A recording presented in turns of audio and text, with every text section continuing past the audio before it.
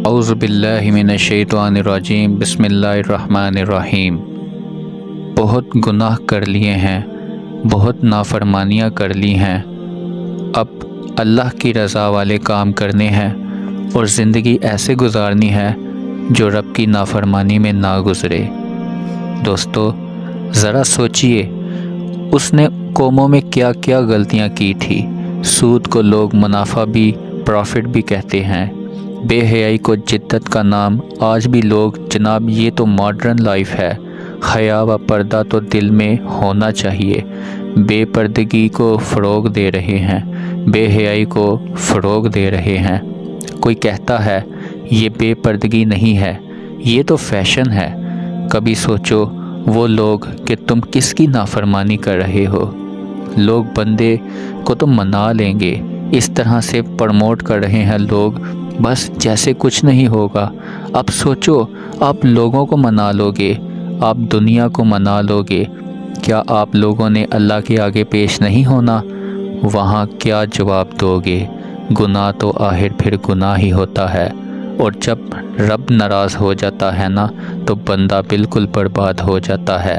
اچھا، اب پچھلی قوموں کے بارے میں آپ کو میں ایک سمری پیش کرتا ہوں، ذرا غور سے سنیے گا۔ قوم عاد، یہ قوم ایک ایسی قوم عاد تھی۔ یہ کون سی قوم تھی؟ اتنے لمبے لمبے قد تھے، بڑے بڑے طاقتور، اللہ پاک نے مال و دولت سے بھی قوم عاد کو بہت نوازا تھا۔ حضرت ہود علیہ السلام نے ان کو اللہ کی طرف بلایا تھا، لیکن یہ ایمان نہیں لائے، نہیں مانے۔ یہ جو قوم عود تھی گناہوں پر باغی رہی، بہت ضدی تھے۔ اب دیکھو اب کیسا قہر آیا ہے کہ آندھی کا عذاب آیا، اتنی خشک اور سخت آندھی آئی تھی کہ زمین سے اکھیڑ دیا گیا، سر کے بال گر گئے، ٹکڑے ٹکڑے ہو گئے۔ قوم سمود آئی، پھر یہ فن تعمیر کی ماہر تھی، ان کو بھی اللہ تعالیٰ نے بہت زیادہ نعمتوں سے نوازا تھا، بہت مال و دولت ان کو دیا تھا۔ ان کو حضرت صالح علیہ السلام نے سمجھایا لیکن ایمان نہیں لایا۔ پھر کیا ہوا؟ شدید زلزلہ آیا، یہ قوم بھی دنیا سے غائب ہو گئی، تباہ و برباد ہو گئی۔ پھر اس کے بعد نمرود کیسا روپ تھا، کیسا دبدبا تھا، تخت پر تاج اللہ نے عطا کیا، اتنی لمبی عمر نمرود کو سلطنت عطا کی، مگر وہ خدائی کا دعویٰ کرنے لگ گیا۔ نمرود نافرمان ہو گیا۔ اس کا کیا حال ہوا؟ ایک مچھر کے ذریعے ہلاک کو برباد کر دیا۔ اس کے بعد فرعون آیا۔ فرعون کی طاقت کا تو سب کو اندازہ تھا۔ فرعون اس کی طاقت کا اندازہ تو تھا، خدا کہتا تھا خود کو۔ اتنے بڑے بڑے فوجی تھے، اتنا بڑا لشکر تھا۔ آج کون ہے جو فرعون کا نام لیتا ہے؟ دوستو میں اور آپ کچھ بھی نہیں ہیں، ہماری کوئی اوقات نہیں ہے۔ بڑے بڑے کرن و فر والے لوگ آئے ہیں جنہوں نے مقابلہ کیا اللہ سے، بڑے بے باک تھے، گناہ پر ڈٹے رہے اور سمجھتے تھے کوئی ہمارا کچھ نہیں بگاڑ سکتا، ہمیں کوئی کچھ نہیں کہہ سکتا۔ ان کی داستان بھی باقی نہیں تھی۔ ہمیں بھی سوچنا ہے کہ اگر اللہ ہم میں سے کسی سے ناراض ہو گیا نا تو پھر دنیا کی کوئی طاقت ہمیں بچا نہیں سکے گی، ہمیں کوئی عہدہ، کوئی سپورٹ آپ کو نہیں بچا سکے گی۔ یاد رکھنا جس سے رب راضی ہے اسے سب راضی ہیں۔ رب ناراض ہو گیا نا تو پھر ساری دنیا ملا لو اپنے ساتھ۔ ہاں پھر اللہ کی پکڑ بہت شدید ہے، اس کا عذاب بہت شدید ہے۔ یاد رکھیے میٹھے میٹھے پیارے پیارے اسلامی بھائیوں، کچھ لوگ سمجھتے ہیں پہلے کے لوگوں پر عذاب آتا تھا، ہم پر نہیں آئے گا۔ یہ تو بہت مہربانی ہے ہمارے نبی پاک صلی اللہ علیہ وآلہ وسلم کی جو ہم پر عذاب نہیں آتا۔ انہوں نے اللہ پاک سے فرمایا کہ میری امت پر عذاب مت بھیجنا، ان کی شکلیں مت بدلنا۔ یہ تو نبی پاک صلی اللہ علیہ وسلم کی بہت زیادہ ہم پر مہربانیاں ہیں کہ ہم پر اجتماعی عذاب نہیں آتا۔ مگر ایک چیز ہو رہی ہے آج ہمارے سامنے، میں آپ کو بتاتا ہوں۔ پہلے کے لوگوں کے عذاب میں لوگوں کے جسم بدل دیے جاتے تھے، ان کے چہرے بدل دیے جاتے تھے۔ آج اس امت کا عذاب یہ ہے کہ ان کے دل بدل دیے جاتے ہیں۔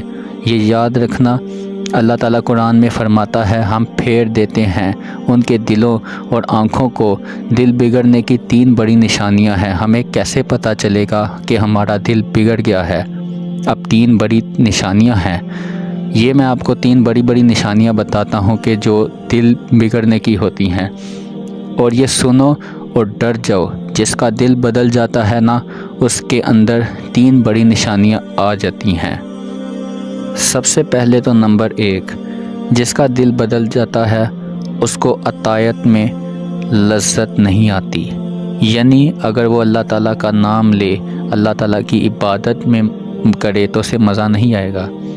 اللہ تعالیٰ کی عبادت میں نہیں مزہ آتا، نماز پڑھے گا تو بور فیل کرے گا، قرآن پڑھے گا تو نیند آنے لگ جائے گی، اجتماع میں آئے گا تو بھاگنے کا دل کرے گا، اللہ تعالیٰ کی محفل میں، اللہ اور اس کے رسول کی محفل میں اس کا بیٹھنے کا دل ہی نہیں کرے گا، نیک کام کی طرف بلاؤ اسے مزہ ہی نہیں آئے گا، یوں لگے گا جیسے کہ میں بہت ایسا کام کر رہا ہوں کہ اسے کام ہی نہیں آئے گا۔ وہ کہے گا میں پھنس گیا ہوں، میں بور ہوں، اگر میرا بھائی کوئی ایسا ہے مہربانی کر کے خود کو ٹھیک کر دو۔ اللہ کے ذکر میں چین ہے، اللہ فرماتا ہے میرا ذکر دلوں میں چین ہے، میرے ذکر کا دلوں میں چین ہے۔ اللہ فرما رہا ہے میرا ذکر تمہارے دل میں کیوں نہیں ہے؟ ذرا سوچو کہیں دل بدل تو نہیں گیا؟ یہ وہ عذاب ہے، اپنے دل صاف کر لو، اللہ کی طرف متوجہ ہو جاؤ۔ اور جو دوسری نشانی ہے دل بدلنے کی، وہ یہ ہے اللہ کا خوف نہ کرنا۔ سب سے بڑا جو جرم ہے اللہ کا خوف نہ کرنا، گناہ کرے اور خوف بھی نہ آئے۔ وہ لوگ گناہ کرتے ہیں اور مزے کرتے ہیں اور دوسروں کو مزے سے ایک دوسرے سے شیئر کرتے ہیں۔ یہ سب سے بڑی نشانی ہے دل بدلنے کی کہ جو لوگ گناہ کرتے ہیں اور دوسروں کو بھی خوش ہو کے بتاتے ہیں کہ آج میں نے یہ گناہ کیا ہے، اور وہ لوگ گناہوں پر شرمندہ نہیں ہوتے۔ پہلے لوگ گناہ کر کے راتوں کو روتے تھے، اب لوگ گناہ کر کے شیئر کرتے ہیں ایک دوسرے سے۔ اور جو تیسری نشانی ہے دل بدلنے کی، وہ یہ ہے کہ کسی کی موت سے، کسی کے انتقال سے وہ عبرت نہیں پکڑتے۔ کسی کی موت سے عبرت نہ پکڑنا۔ آئے دن لوگ مرتے ہیں، روزانہ لوگ مرتے ہیں، آپ دیکھ ہی رہے ہیں۔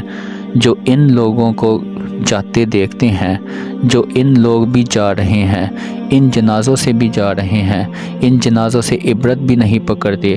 اگر ہم 4 دوست بھی رات کے 3 بجے قبرستان چلے جائیں نا تو خوف آئے گا، رات کا وقت ہے کیسے جائیں، وہاں ڈر لگے گا ہمیں جاتے جاتے۔ ہم زندہ رہ کر بھی قبرستان نہیں جا سکتے، جب کاندھے پر اٹھا کر قبر میں ڈال دیا جائے گا، کیا تب خوف نہیں آئے گا؟ تب کی تیاری اب نہیں کرو گے تو پھر کب کرو گے؟ میں دوبارہ کہتا ہوں، 3 باتیں آپ سے دوبارہ شروع کرتا ہوں۔ اگر یہ 3 باتیں آپ میں ہیں تو خدا کے لیے مت کرو۔ یہ 3 نشانیاں ہیں دل بدلنے کی: عبادت میں لذت نہ آنا، گناہ میں شرمندہ نہ ہونا، کسی کی موت سے عبرت نہ پکڑنا۔ ٹائم آ گیا ہے سر جھکانے کا۔ اگر تو تم برے دل کے ساتھ دنیا سے چلے گئے تو مارے جاؤ گے۔ اگر عبادت میں دل نہیں لگ رہا تو اللہ سے مانگو، اے اللہ میری مدد کر، میں تیرا ذکر کروں، میں تیرا شکر کروں، اچھی عبادت کروں۔ ہم اللہ سے مدد مانگیں گے اور یہی مدد مانگے کہ یا اللہ میرا عبادت میں دل نہیں لگ رہا، سجدوں میں دل نہیں لگ رہا، یا اللہ میری مدد کر، میں تیری عبادت کرنا چاہتا ہوں۔ اور اگر اچھے دل سے دنیا میں سے چلے گئے تو خدا کی ذات آپ کو بخش دے گی اور آپ کو جنت الفردوس میں جگہ ملے گی۔ اللہ سے بڑھ کر آپ کا کوئی دوست نہیں۔ جو لوگ اللہ سے دوستی لگا کر جیتے ہیں، اللہ تعالیٰ ان کو دنیا اور آخرت میں کامیابی عطا فرماتا ہے، اور جو لوگ دنیا کی محبت میں مبتلا ہیں، اللہ سے دور ہیں، بے شک وہ دنیا اور آخرت میں ذلت میں رہتے ہیں۔ جزاک اللہ۔